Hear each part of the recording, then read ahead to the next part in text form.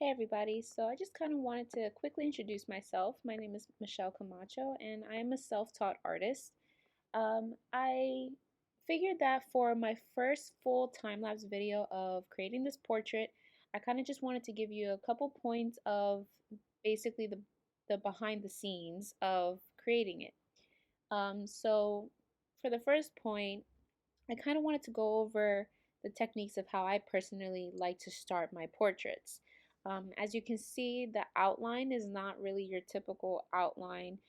You don't see any grids, you don't see, um, you know, shapes that basically create a person's face or anything like that.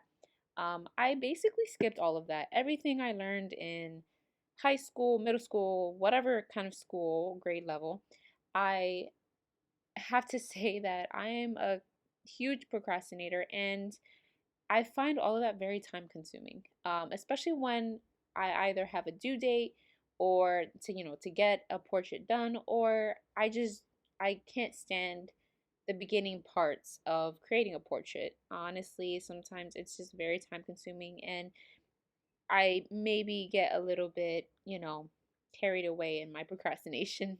So basically, I found an easy route and I wanted to kind of share that with you. So, the technique, I guess you could say, that I like to use when doing an outline is it's very simple, it's quick, it's easy.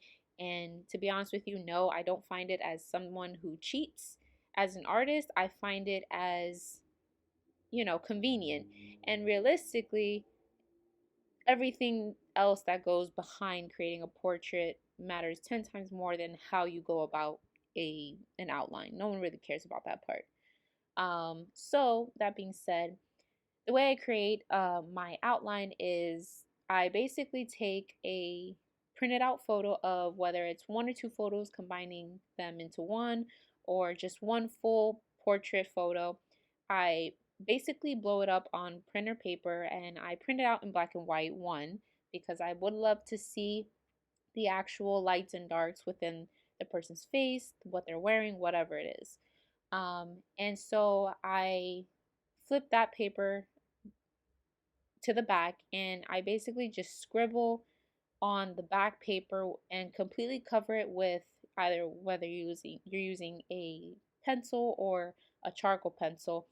I just cover it completely with that and then I flip it back over and I tape it onto the actual paper that I'm going to be drawing on top of, and I start outlining it with um, either a pen or something that is hard enough so that the outline can transfer onto my actual paper.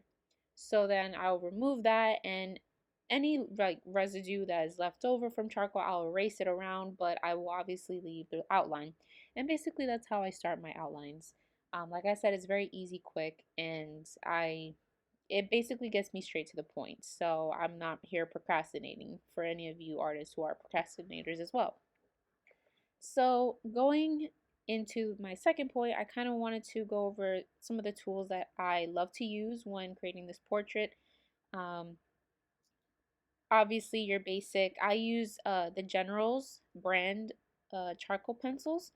I tend to use one specific, the soft charcoal pencil. I believe it's considered like a 2B. Um, but I do tend to use the hard or medium, but not as much as the soft. I feel like it's just a better application than the other ones. And so that's the one. Then I also use the white eraser pen, which for me it creates, and for any artist, it helps creates white fine lines.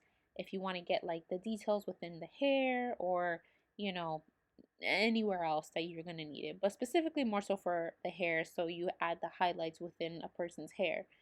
Um, and then I use charcoal powder, which I tend to use it specifically more for the person's face because it doesn't come out so dark and it actually applies very smoothly. So it doesn't seem rough and the person's skin, I mean, besides if a person's skin has some obvious check texture, you can always add that in. But to just create that nice surface on their face and soft look, that's what I like to go for to start off as a base. And then obviously you can see in there I use blending stumps, a variety of sizes I tend to use. I also don't have the sandpaper that you basically erase it off. I don't have that, so I use scissors and I chop it off. So that's my easy way until I get more sandpaper. And then I also use a napkin to kind of just put under my hand so that anything that is probably on top of my hand is not smudging onto the paper. Um, and obviously I use it to kind of blot my blending stumps if I need to. And then last but not least, I like to use paintbrushes. I use specifically two paintbrushes, and I basically designated them as my um, charcoal blending brushes. So it's a very great way to blend, and it's actually it works better when you're using charcoal powder. So I would I would suggest using that. Um, and then a third point I wanted to kind of go over is basically the story behind this portrait, who this family is, and what it was for. So this family is a dear uh, friend of mine, and actually the gentleman in the middle, he is my brother-in-law. He's now my brother-in-law. Him and my sister-in-law recently just got married on October 13th, and I'm so happy for him and my sister-in-law. And the little baby that he's holding is his younger brother, and then his two parents on the side. They're an amazing family, such giving and loving hearts. And I thought that this was such an amazing idea that my brother in law had. He asked me to create this portrait for his family to give to them as a gift, as a wedding gift to them, to basically thank the parents.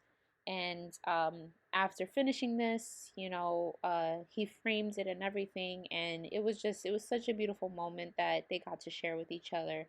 And I definitely was blessed to see their reactions and just to know that the the ability that my artwork had, to basically help them have and cherish that moment with their son as they give him away, on into marriage.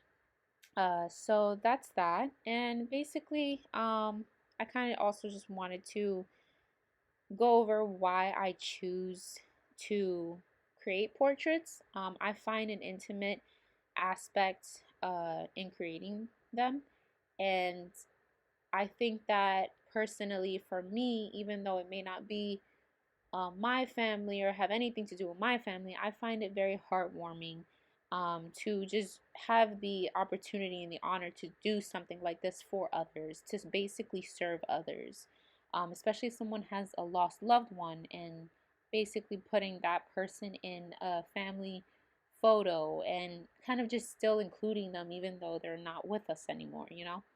Um, and like I said, it's very heartwarming and it's touching. And to see the person's reaction is to know that, it's giving them comfort and peace that my artwork has been able to do that.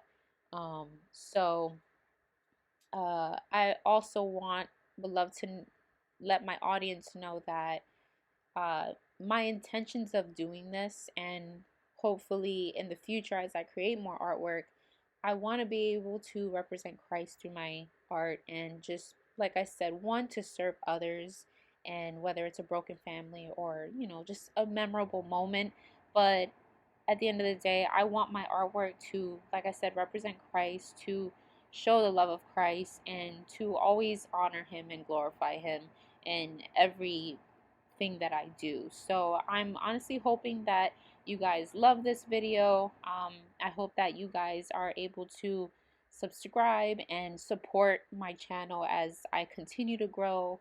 And hopefully I'll get better lighting and equipment in time, but just hang in there. I promise you this will only get better.